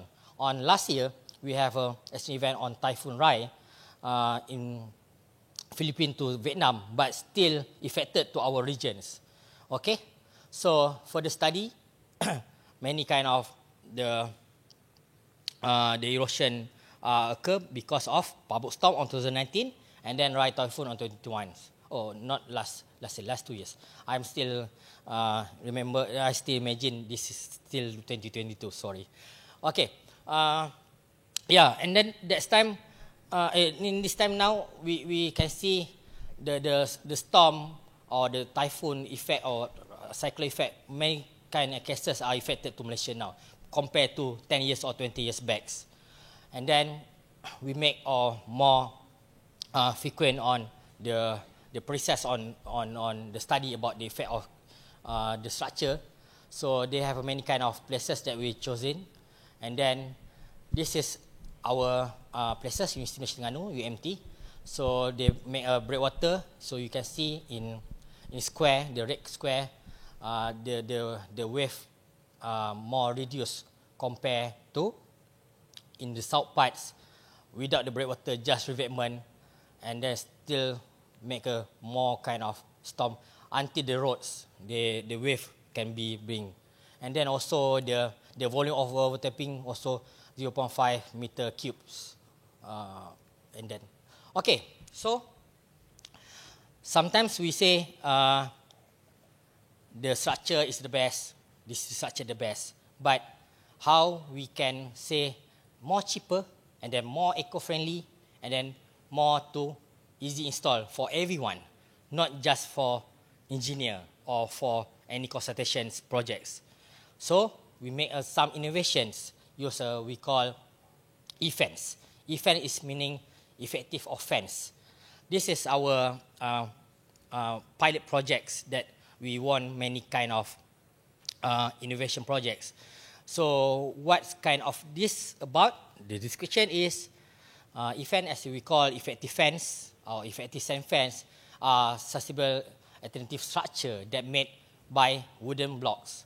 Okay, and then the main function is mostly available as existing coast protection that protect the beach and then also dune restoration. This is easy. Just put the fence and then they can reduce or they can trap the sediment compare we don't do anything. But I don't tell this is very suitable for your places or my places, but depend the case study.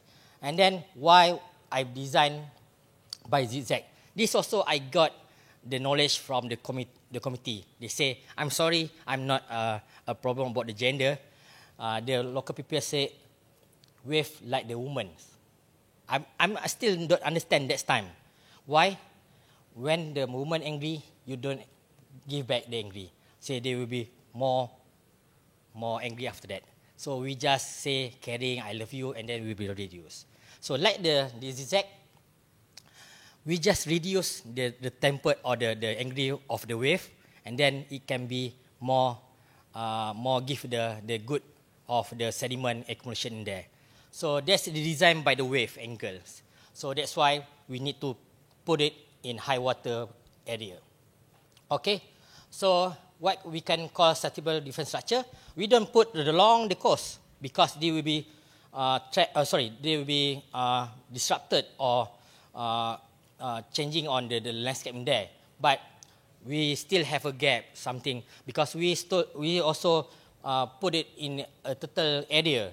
Also, turtle just use the gap of the defense. And then also provide fisherman boat, and then they have a little bit some winch to take the boat, and then also enhancing the tourism sector by the new landscape, because the new phenomenon now is viral phenomena. So sometimes they say, what is that? So they viral about these places have some unique places, something. And then also the improving the local socio-economic sectors. And then the main thing is reducing and controlling, not stop erosions. We cannot stop the erosion. This is nature. But reducing. For example, we put some structure and then they just stop erosions. But how the sediment will be covered again? So the sediment will be trapped by the fence, okay, at the behinds. Okay, so this is summary of my finding. So my student will be present this evening about focus about it. Just I say the summary of finding. So with the events, they trap the sediments, and then without this event during erosion or without the erosion, without the storms, still have erosions. And then the conclusions, based off past study, erosion started after the airport runway extensions and constructed, and then erosion get worse when northeast monsoon storm come, and then become extreme when I have a cyclone on 2019 and typhoon 2021. And then certificate on conservation proof the good strategy on protect erosion at Tok Jembal and University Terengganu Beach with involvement many of stakeholders. And then the last thing, the groin of Pantai Kolam might be the main factor of erosion and the north parts after we stop the breakwaters. And then the event as conservation as a control erosion by sustainable innovation project towards the environment and extreme events. Okay, thank you. Thank you, Professor Effie, for the keynote speech. Any questions? A moment, please.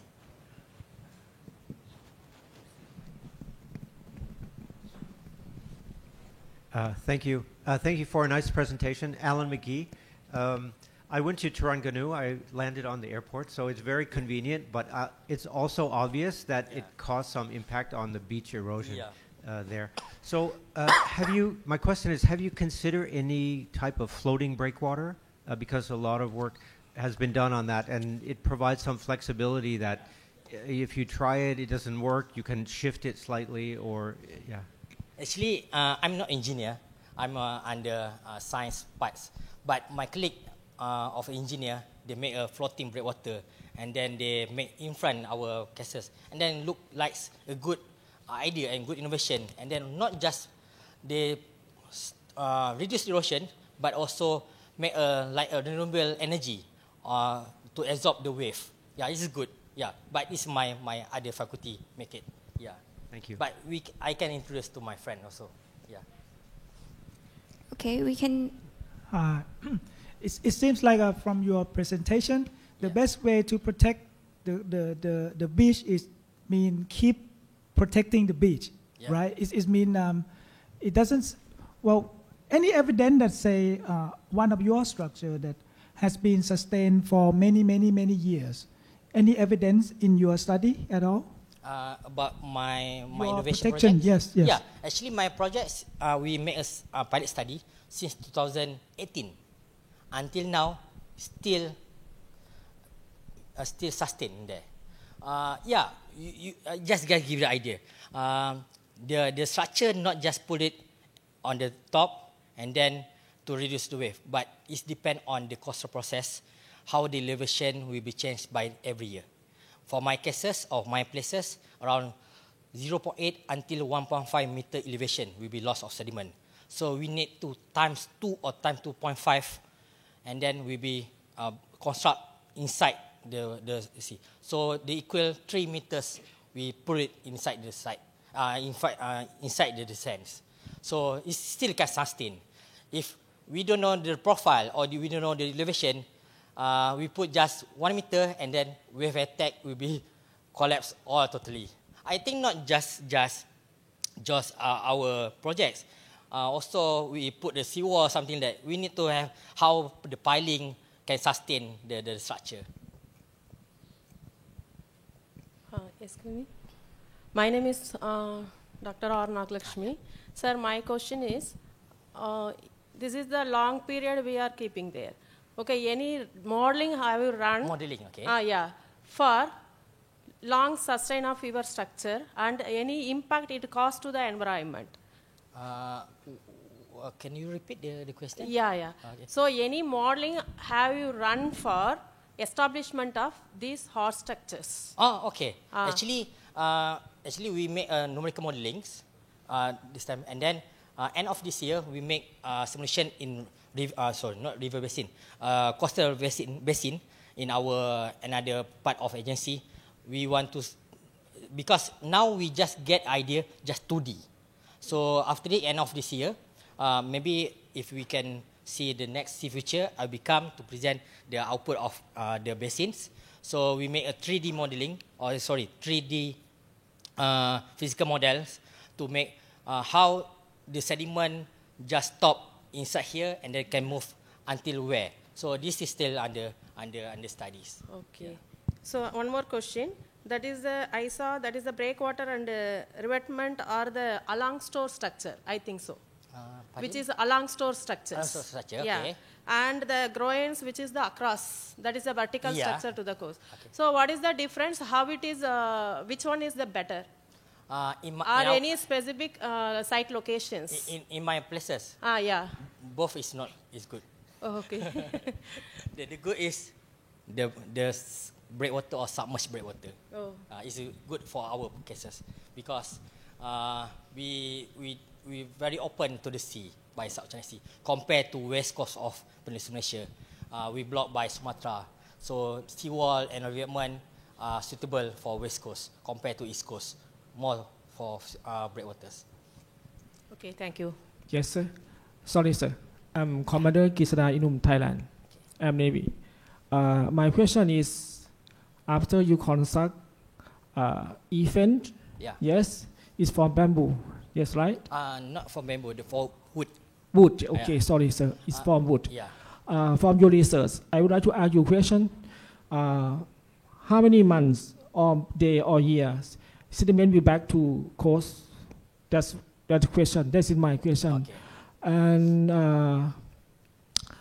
after you construct airport or cloy or breakwater, some place is eroded area, but some place is accretion area. Yeah. How do you fix this accretion area? Okay. That's the two questions, sir. Okay, thank you.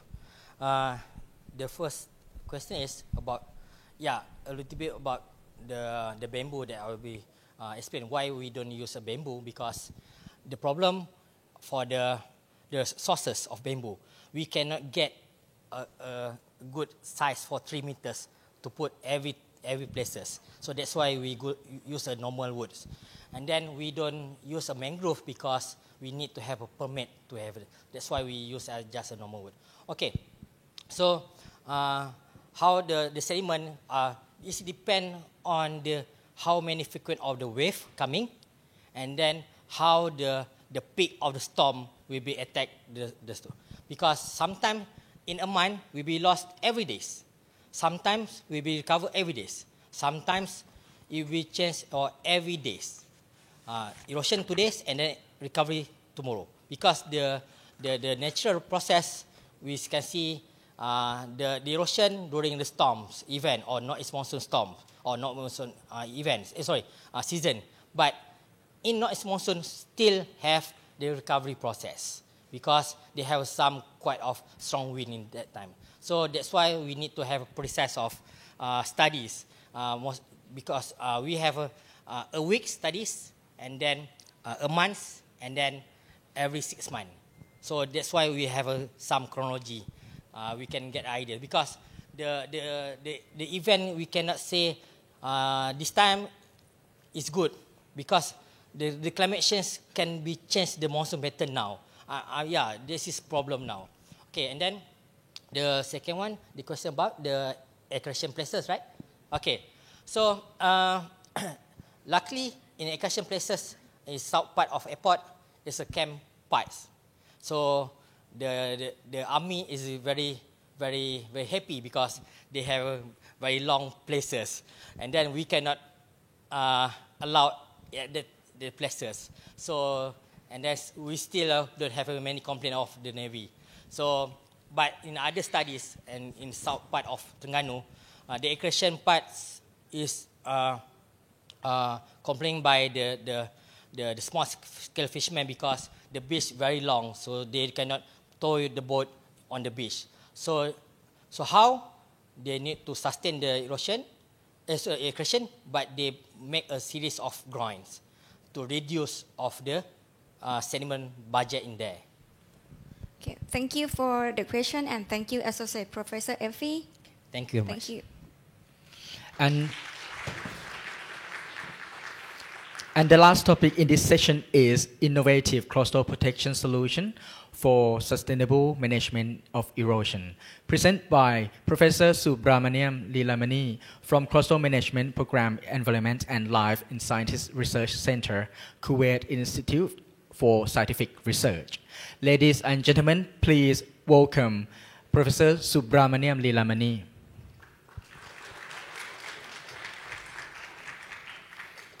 And Professor Subramaniam Lilamani is a senior research scientist in Coastal Management Program, and his specialization is physical modeling on the ocean structure, ocean energy, and marine environmental issues.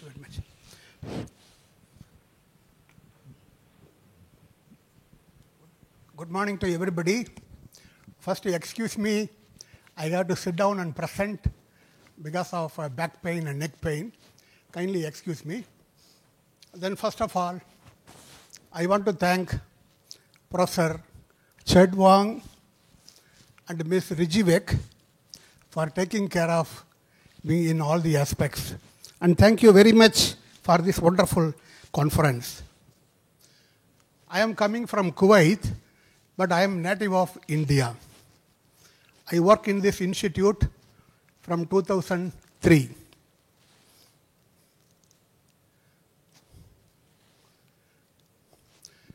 The aim of this particular presentation is to tell you some alternative coastal erosion protection devices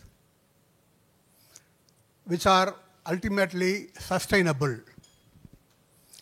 In this presentation, I wish to cover 4 different solutions. Unconventional solution, starting from floating breakwater, slotted vertical wall structures, and scrap tire. All these presentations are based on physical modeling, collection of millions of data points, and we come to conclusions of its merit and demerit.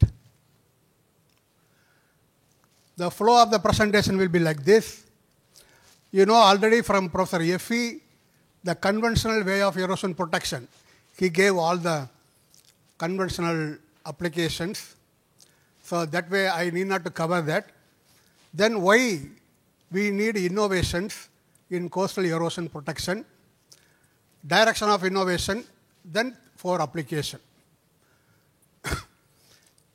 Professor Effie was telling you about application of seawall, offshore breakwater, and groin, and its merits and demerits from the side project. So you know, you can talk a lot on merit and demerit.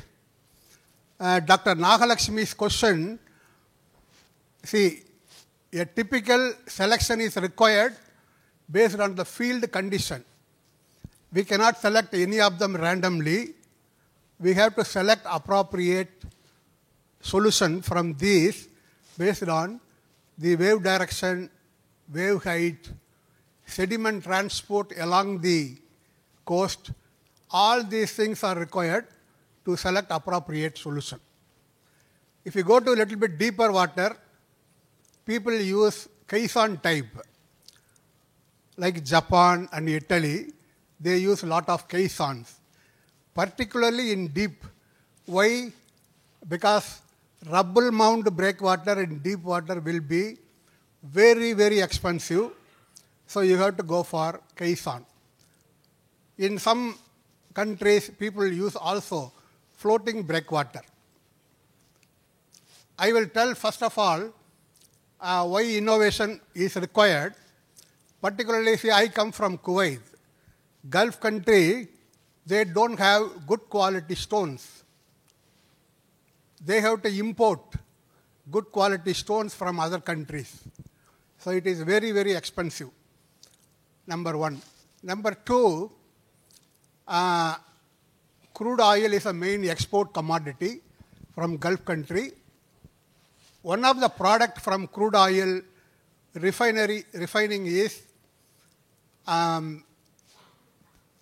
polyethylene modules. Polyethylene module, they are raw material for good quality polymer product. So you can make plates like that, and they are very strong. You can use them in the marine environment. There is no leaching problem, and they work for many years without any corrosion. So we wanted to see how this polymer material can be used in coastal applications. So this is the background. Conventional structures are expensive, you know very well. There are a lot of side effects, like Professor Effie's presentation. You see any groin construction, immediately you will see erosion on one side, accretion on other side. Then you prevent erosion, again you have to go for offshore breakwater or seawall. So it is very high impact or side effect.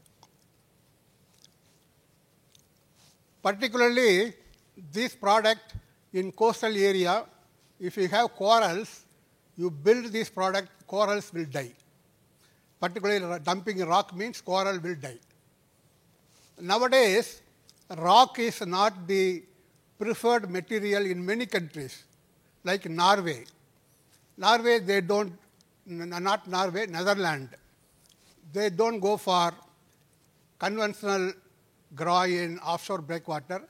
They go for artificial nourishment. Then these conventional solutions, they are also not elegant, like seawall. Nobody likes seawall. If you build a seawall, existing beach also will vanish.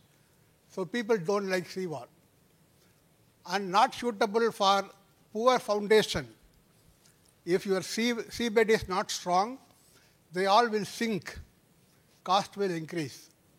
Construction time, very long construction time, particularly in deep water.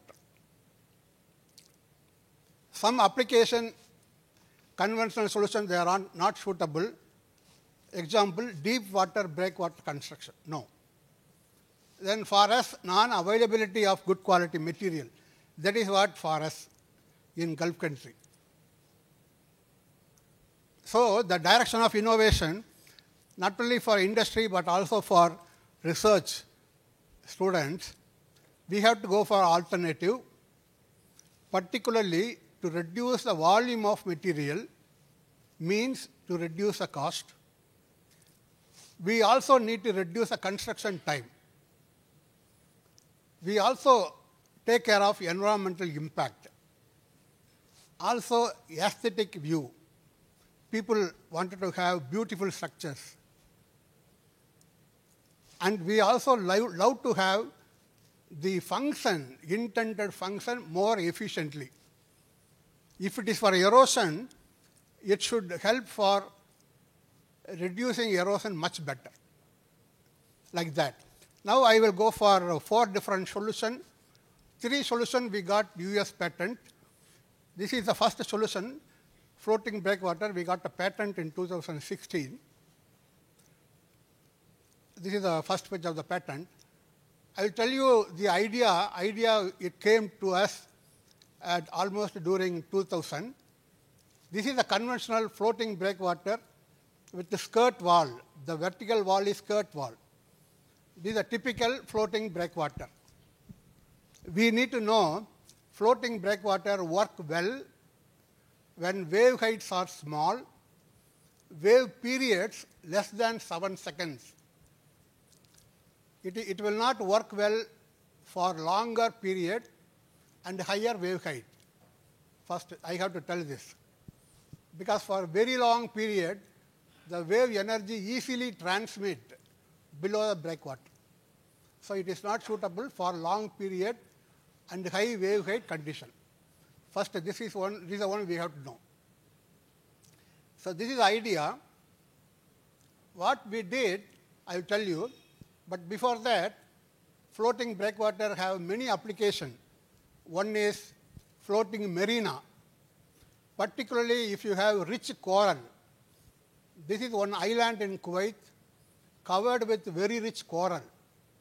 We cannot dump stone here for a marina. So we have to go for floating structure. Offshore oil import and export. When ships are moved in offshore, during certain period, high wave height, we cannot operate. So during that time, you have to have wave damping using floating structure. Because it is already in deeper water. We cannot go for rubble mound breakwater. No, not possible. Then erosion protection of islands or mainlands. Finally, if you have fish cage in the offshore, during certain period you need to protect them from breaking. So best solution is floating breakwater. Okay, what we did here, conventional breakwater, if you see the picture, to reduce wave height 50%. If incident wave height is 1 meter, wave height behind the breakwater, if you want half meter, you need a typical break length width of 18 to 20 meter and draft of 2 to 2.5 meter. That is what basically required. It is very, very costly like that. What we did, we cut this breakwater into 2 pieces. 50% material first saved. From the saved 50%, we used 10% as skirt wall. The downward vertical wall is skirt wall. So basically, the top one, if it needs 1 unit of volume of concrete, bottom one needs 60%. So this is first material saving. Then we did physical modeling to assess the performance, wave transmission performance. We did the full physical modeling, not only with the 2 skirt wall, 3 and 5. So we selected different combinations. We did the study in our laboratory. For us, you see the first one and second one. If second one is equally good compared to first one, then we go for second one, because the second one needs only 60% material. So to prove this, we did all the physical model test in the laboratory. So we made models not only with opaque, also with porous skirt walls. We did the study in the laboratory with this model size. Okay, the C side wave is higher, the lee side wave is smaller. Basically, this is a cross-sectional view. We did the study for 29 different models. 29 different models. Each model is with a certain number of skirt wall, certain porosity. Finally, we gave a design curve where the user can select a configuration suitable for the environment. I will tell you in a single word, a floating breakwater without skirt wall, if it is 20 meter wide, our study proves you can select one with 8 meter wide and 5 vertical skirt wall, each 2.5 meter. both of them are functionally equal. That is what the result of the study. We also did economics for Kuwait. Similar study is possible for other countries. So we did economics. I will tell you the final result. Economics calculation needs a lot of input, unit cost of each item, manpower cost, material cost, construction cost. We did all based on the Kuwaiti cost. An example we selected like this. A marina protected by conventional offshore breakwater, and this is a conventional. Other one is the floating breakwater. This is 1 unit. Okay, we did the economics. I will go to the final one. The one at the bottom shows cost of floating breakwater divided by cost of conventional structure is 0.42. That means you can save nearly 60%. So that is the final economics. Environmental impact, many good environmental impact from floating breakwater compared to conventional. This table shows you all those things. Number 2, that is number 1. Number 2 is an innovative wave energy dissipator. Here we got the patent again in 2016 for this. Basically, if you go to a marina or a port, inner side you have wall, right, like this, to dissipate the energy of the moving objects. This rubble wall occupies a lot of space. If you have less space, you can use it further for more number of boats. So that way earning will be more. So that was the idea. What we did, I will tell you. See, this is the final comparison of the product. The left-hand side is our study result. Right-hand side is a conventional. The left-hand side is a vertical wall, opaque at the back. In the front, you have porous walls. Porous wall, we did the study for a different number of porous wall, different porosity, to understand the wave energy dissipation. Okay, that is what the study.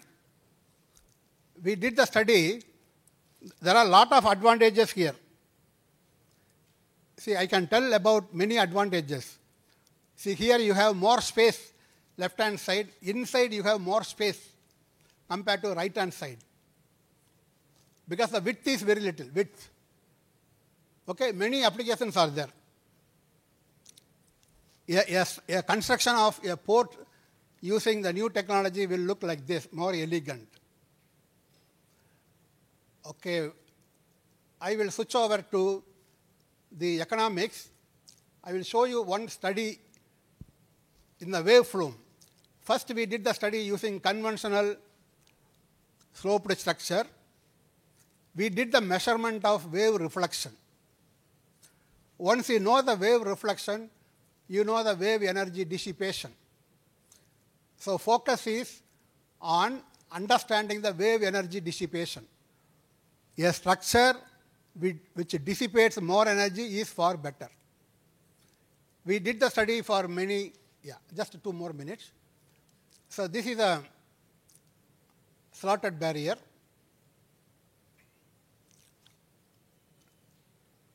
I will just take another 3 minutes. Anyway, more thing will come later. Again, we did the economics for this. I will tell you, compared to rubble mound structure, some 6 to 7% volume of material is enough for the same performance. Either concrete or high strength polymer material, only 6 to 7% is sufficient. Depends on the number of wall, number of porosity, it varies. Okay, anyway, the details, tomorrow afternoon we have a meeting, I will give more detail in that time. Again, we did the economics. I will skip all these things. Economics, I will give the economics. A typical cross-section of this structure will be like this, cross-section. The plan view will be like that, 1 unit. Economics, again we worked out the economics compared with the conventional structure. You know, the final result, the lowest one, cost of new wave energy dissipator to cost of conventional breakwater is 0.6. For Kuwait, of course. If it is worked out for other country, it will differ. So 40% you can save. Again, it has merit and demerit, but more merits compared to less demerit. Third one, just 2 minutes, damping of the ocean wave. Again, we got a patent in 2020. This one is number of vertical porous wall. Okay, similar to the sustainable solution from Professor Effie, he had only one W-shaped, whereas here it is vertical, but each one is porous. Porosity can be varied, number of wall can be varied. So for an incident wave, we measure the transmission to understand the performance. So that was the aim of this study. For example, for Kuwait, instead of a rubble like that, we can go for only 2 wall, both of them performance-wise equal. That is a beauty. A 2 vertical wall with porosity of something like 10%, 2 wall will work like a rubble mount breakwater like that. So this is a beauty. So what we can provide to client is for their environmental condition, a suitable design can be done from this study. So this is a typical design we did for Kuwait. Okay, like that. For an incident wave height of 0.9 meter, the transmission is only 0.27, 10% porosity, 2 walls. Okay, finally, 1 minute, scrap tire. One of my PhD students did this work on scrap tire. Millions and millions of scrap tire is available everywhere. This is a one from Kuwait. So we thought, is it possible to use them as floating breakwater? We did the study in the laboratory using 9 different configurations. The scrap tires are arranged like this. We did the study to assess the performance. It is how it looks in the laboratory. Okay. So you can get wave transmission of less than 0.4 or 0.2. That is possible. 0.2 wave transmission means 1 meter incident wave, the transmission is only 0.2 meter. It is enough even if the coast is fine sand. It will not erode. So that way, it is possible to use scrap tire. These are typical design for Kuwait. So finally, to conclude, there are alternative solutions to replace expensive rubble mount breakwater, rubble-based structure. Some of them are given from our study. Hopefully, they will be useful for the countries around the world. Thank you very much. Thank you very much, Professor Subramaniam Nilamani, for your impressive topic. Any question for Professor Subramaniam?